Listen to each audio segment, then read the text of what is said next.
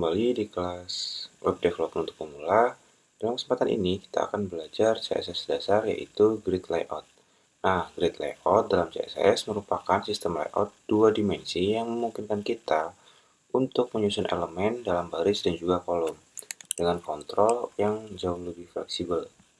Nah, jadi untuk kontainer grid itu kita bisa memakai display grid pada elemen kontainernya atau yang membungkusnya.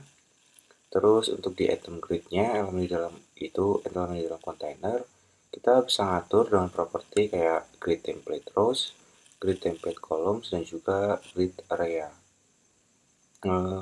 Bisa kita langsung coba ya di codingannya biar nggak pusing. Kita buka lagi codingan kita untuk browsernya, terus ini untuk codingannya. Di sini saya akan bikin kelas yang saya namain grid container.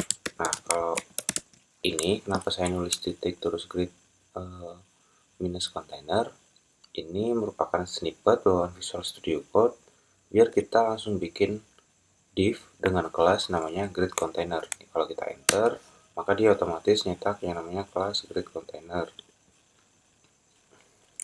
Nah, di dalam grid container ini kita bikin kelas baru, bikin elemen baru lagi dengan kelas namanya grid item.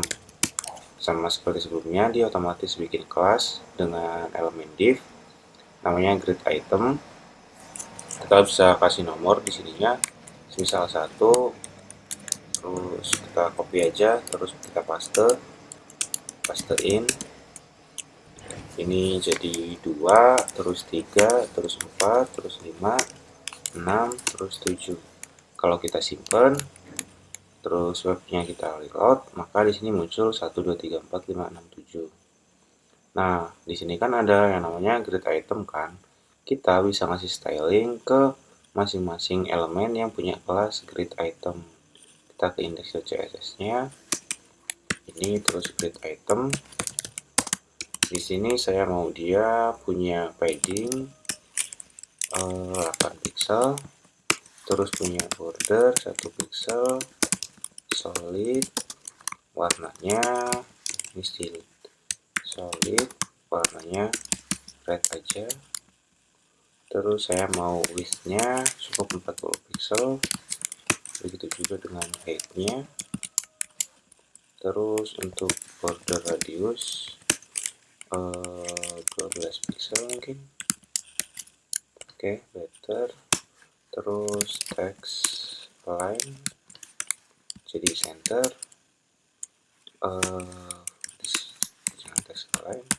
Saya mau tulisannya tuh benar-benar center di tengah-tengah. Caranya display flex align item center, justify content center juga. Nah, dia udah di tengah-tengah. Terus setelah saya ngasih ke grid itemnya, ngasih styling ke grid itemnya, saya juga mau ngasih styling ke grid containernya. Ada grid dash container, display grid, terus grid template columns jadi repeat 3 1 fr. Kalau kita simpan, nah kita lihat di sini perubahannya. Kalau ininya 3, dia jadi 3 ke samping dan 3 ke bawah ya. Ini bisa juga kita ubah jadi 4, maka dia ke sampingnya jadi 4. Terus kalau kita ubah jadi 5, dia ke sampingnya jadi 5.